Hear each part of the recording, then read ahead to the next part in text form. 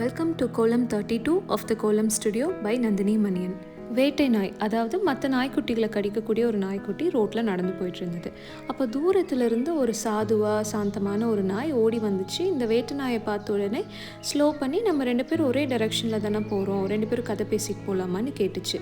அந்த டைமில் வேட்டை நாய் கொஞ்சம் சாந்தமாக இருந்தனால சரி வா சேர்ந்து போகலான்னு சொல்லிச்சு. 2 பேரும் பேசிகிட்டே ஒரு கிராமத்தை போய் சேர்ந்தாங்க.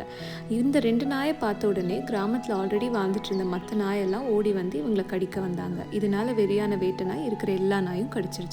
இதையெல்லாம் பார்த்துட்டு இருந்த கிராம மக்கள் வேட்டை நாயை கம்பெடுத்து அடிக்க ஆரம்பிச்சாங்க. அந்த சாது நாய் யாரையும் கடிக்கல, ஆனால் வேட்டை நாய் கூட வந்தனால அதையும் சேர்ந்து அடிச்சாங்க. அப்போதான் அந்த சாதுவான நாய்க்கு புரிஞ்சுது, நம்ம சும்மா தான் இருந்தோம், பட் தப்பு பண்ணுற இடத்துல தப்பு பண்ணுறவங்களோட சேர்ந்து நின்னனால நம்மளையும் தப்பாக தான் பார்க்குறாங்க. ஸோ இனிமேல் எப்போ யார் கூட சேரணுங்கிறத பார்த்து தான் சேரணும் அப்படின்னு அது புரிஞ்சிச்சு.